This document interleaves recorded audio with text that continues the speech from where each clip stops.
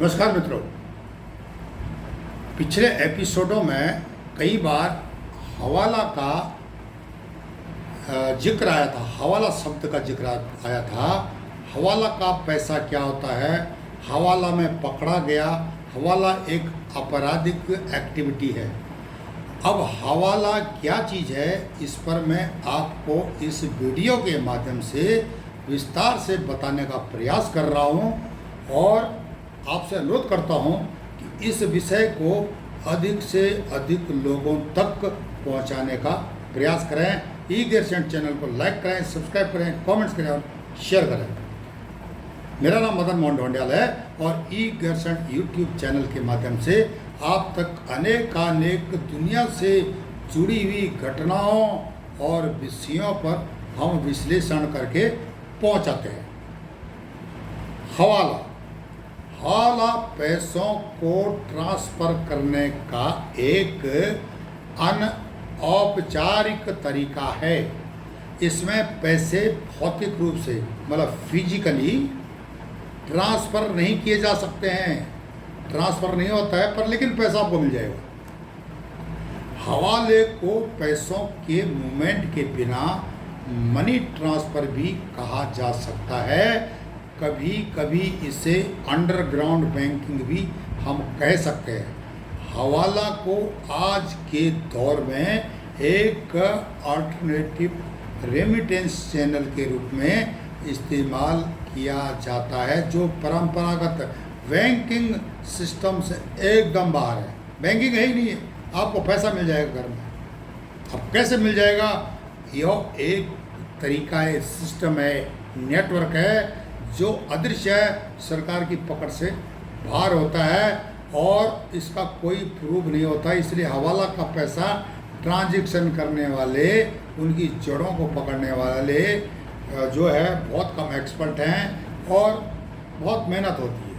उनके उद्देश्यों को लेकर के आप अंदाज लगा सकते हो इत्यादि इत्यादि। हवाला ब्रोकर्स के बीच ट्रांजैक्शन जो बोलते हैं प्रॉमिसरी नोट्स के बिना होते हैं, बिना रिकॉर्ड के होते हैं, बिना सिस्टम के होते हैं। और जो हवाला का जो ट्रांजैक्शन है ना, एक ये रिसर्च का विषय है और आज का विषय नहीं है, प्राचीन विषय है। 8वीं शताब्दी से पहले यह काम चल रहा है। इसमें गोपनीयता रहती है क्योंकि ट्रांजैक्शन के आधिकारिक रिकॉर्ड नहीं रखे जाते हैं। साथ ही ट्रांसफ़र किए जाने वाले पैसों का स्रोत का पता भी नहीं लगाया जा सकता है, कहाँ से पैसा आया। हवाला दुनिया की अनबैंक्ड, अंडर बैंक्ड आबादी के बीच पैसों के ट्रांसफ़र को इजाज़त देता है। भारत में यह गैर कानूनी काम है। इसकी वजह क्या है कि यह अनौपचारिक प्रकृति और रेगुलेशन का या जो निरीक्षण की जो गैर मौजूदगी है इसमें, तो ये आपराधिक विषय है और इस पर जो है प्रतिबंध है कई देशों में, भारत में नहीं है। हवाला की शुरुआत बताते हैं कि साउथ एशिया में 8वीं शताब्दी में शुरू हो गई थी, लेकिन जो हमारे परंपरागत इतिहासकार हिस्ट्री जनरेशन टू जनरेशन बताते हैं कि उत्तराखंड, मध्य हिमालय राज्य, हिमाचल में या नेपाल में जब तिब्बत से चीन से व्यापार होता था तो यह तरीका आम था।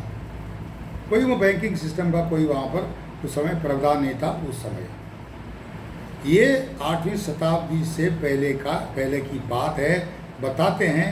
अब एक जनरेशन दूसरे जनरेशन को बताते रही है किस प्रकार से व्यापार चलता था, पत्थरों से, निशानों से, सिग्नेचर से, इत्यादि इत्यादि। विदेश में रहकर अपने देश में रिश्तेदारों और दोस्तों को पैसा भेजने वाला माइग्रेंट वर्कर्स जो करते हैं सिस्टम को इस्तेमाल, वो यही है। विशेषकर अरब देशों में, इस्लाम की दुनिया में यह हवाला बहुत प्रचलित है, आज भी है। आतंकवाद के लिए खालिस्तानी इसी का प्रयोग करते हैं।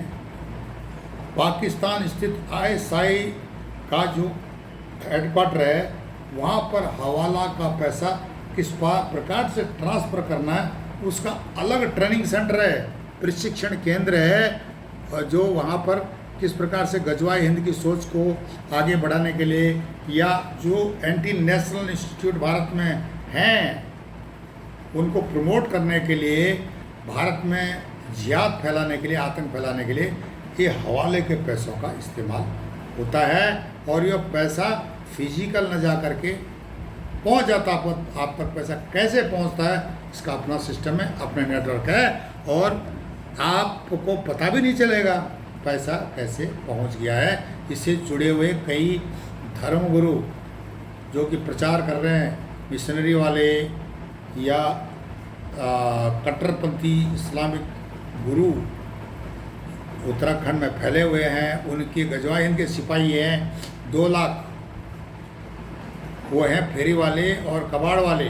वो सब यही काम करते हैं कि कद उक्का अगर छूट गया हुआ तो अलग बात है, लेकिन इन अधिकांश का यही काम है। अगर उत्तराखंड सरकार, केंद्र सरकार इस विषय को गंभीरता से नहीं लेती है तो यह उनकी नादानी होगी। हमारा काम है आप तक बात को पहुंचाना कि क्या कुछ चल रहा है, अब कितना पैसा कहाँ से आता है, कब आता है, और ये सारी चीज़ें। हवाला का कारोबार कई देशों की प्रमुख समस्या है, भारत की अकेले नहीं है। एक बार मैंने गृह मंत्रालय का एक आंकड़ा पढ़ा था। उस समय मैं गृह मंत्रालय में सेवारत था और उससे पहले कश्मीर में काउंटर इंसर्जेंसी ऑपरेशन में इन्वॉल्व, डायरेक्टली हमें इन्वॉल्व होना पड़ता था क्योंकि उस समय मैं भारतीय सेना में था। वहाँ का अनुभव, यहाँ का अनुभव, जब हमने रिसर्च किया और पढ़ना शुरू किया इसके बारे में उस समय, तो बताते हैं कि मुझे एग्जैक्ट तारीख वर्ष याद नहीं, पर लेकिन ये लगभग 5 वर्ष पहले की बात है।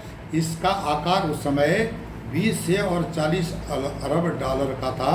भारत में सबसे अधिक हवाला का कारोबार केरल राज्य में उस समय होता था और आज भी होता है। क्यों? पीएफआई का जो मुद्दा मसला आया, पकड़े गए पीएफआई वाले, तो उनका जो कारोबार हवाला के जरिए अधिक होता था। खाड़ी देशों से बहुत पैसा आता था, बहुत बड़ा अमाउंट आता था केरला में हवाला के माध्यम से। एक अनुमान के अनुसार केरल में हर साल, उस समय का आंकड़ा है कि 30,000 करोड़ का हवाला का रुपया आता था। इसके बाद दूसरे स्थान पर उस समय दिल्ली था और दिल्ली से उत्तर भारत के अन्य राज्यों में, उत्तराखंड जैसे राज्यों में भी ये हवाला का पैसा पहुंचता था गजवा हिंद की सोच के लिए या जो डेमोग्राफी वहाँ की बदली करने के लिए। इतने एक दिन में नहीं हो उत्तराखंड की डेमोग्राफी बदली, जो हाँ हो हल्ला हल्ला मचा के रखा हुआ है। इसके पीछे गजवा हिंद की सोच और हवाला का पैसा बहुत काम कर रहा है। और उत्तराखंड के जो मकान मालिक हैं, जो कि इनको किराए पर दे के बैठे हुए हैं, चाहे वहाँ के दर्जी हों, चाहे वहाँ के नाई हों, चाहे वहाँ पर जो बांग्लादेशी रोहिंग्या बैठे हुए हों, ये आपकी आरती उतारने के लिए नहीं आए हैं, ये आपको बर्बाद करने के लिए आए हैं। पहले आपकी डेमोग्राफी बदली करेंगे तरह तरह के जिहादों से, उसके बाद यह वहाँ पर एक ऐसा सामाजिक ताना बाना खराब करेंगे कि आप मजबूर हो जाएंगे वहाँ से भागने के लिए और डेमोग्राफी बदली हो जाएगी। गजवा हिंद का टारगेट पूरा हो जाएगा।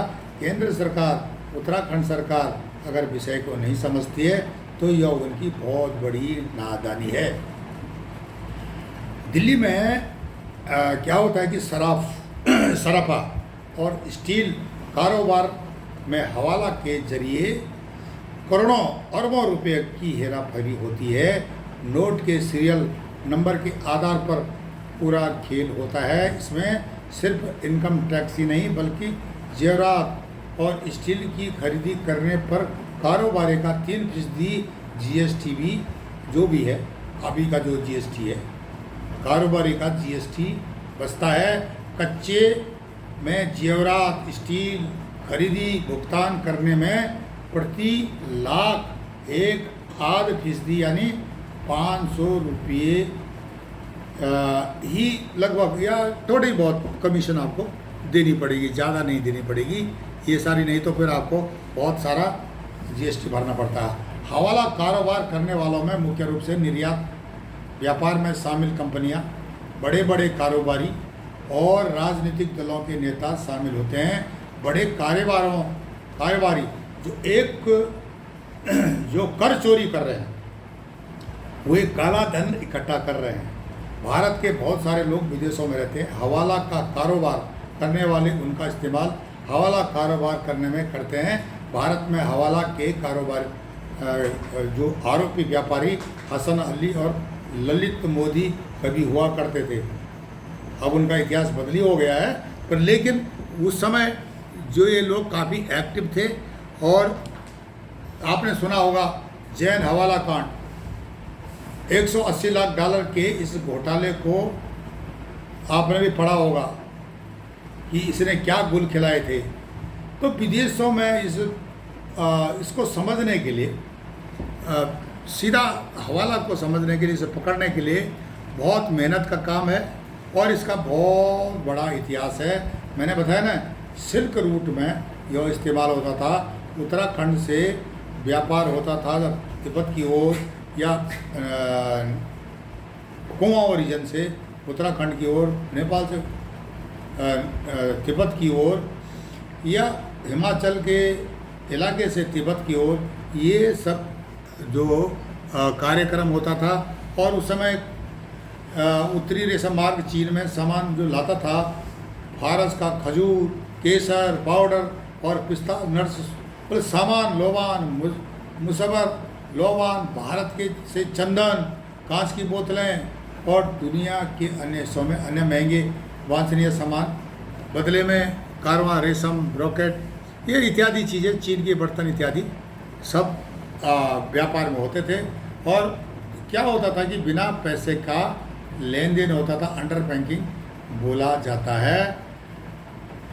जो है ना, दक्षिण पश्चिमी मार्ग, गंगा ब्रह्मपुत्र डेल्टा, जो 2 सहस्त्र शताब्दियों से अधिक समय से अंतर्राष्ट्रीय रुचि का विषय रहा है।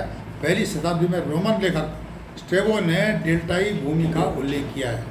और अब तो मिस्र से आने वाले व्यापारियों के बारे में, यहाँ तक कि गंगा की बात है, इसका जो उस समय जिक्र होता था, वर्तमान में जो बांग्लादेश है।